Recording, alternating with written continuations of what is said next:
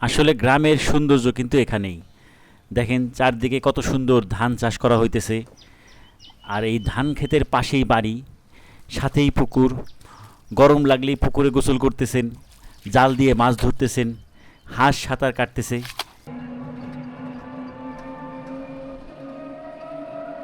এই মুহূর্তে পৃথিবীর যে প্রান্ত থেকে আমাদের এই ভিডিও আপনারা ইউটিউব অথবা ফেসবুক প্ল্যাটফর্ম থেকে দেখতেছেন, সকলকে শুভেচ্ছা জানাচ্ছি। আসসালামু আলাইকুম। আসলে গ্রামের বাড়িতে যাইতেছি পরিবার নিয়ে।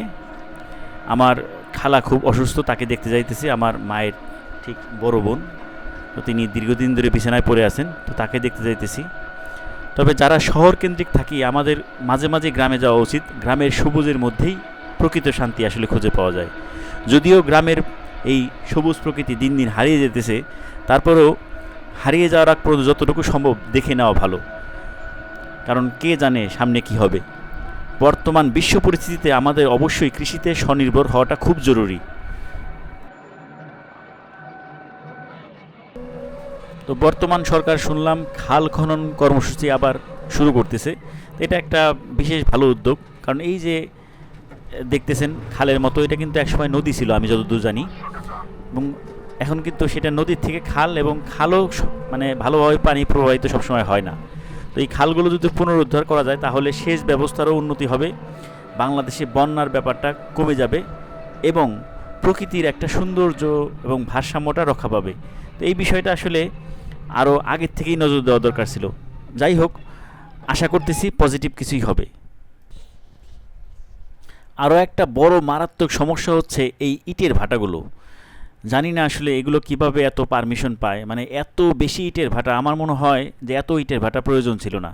অথচ এর ফলে কিন্তু কৃষি জমিগুলো নষ্ট হইতেছে, এবং দিন দিন পরিবেশের বিপর্যয় এবং ধ্বংস আস্তে আস্তে আগায় আসতেছে।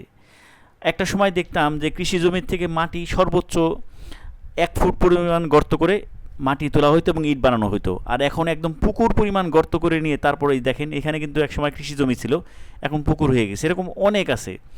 তো এইভাবে চলতে থাকলে বাংলাদেশের 12টা বাজতে মনে হয় আর সময় লাগবে না। এই বিষয়ে সবারই যদি সচেতন না হয়, বিশেষ করে যারা এগুলো তদারকি করেন, তারা সচেতন না হলে এটা কখনোই ঠিক হবে না। তো আল্লাহ আমাদেরকে হেফাজত করেন। যাও যাও যাও যাও। হাঁস দেখছো গোসল করতেছে? ওই যে গোসল করতেছে কত বিলে, ওই যে ইয়ে দিই হাসনার মেয়া যায় নাই দেখতেছি।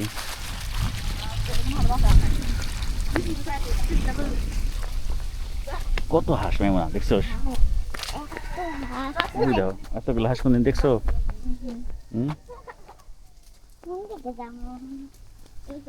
হ্যাঁ, এটা তোমার দাদি আছে না? দাদির হলো বোনের বাড়ি।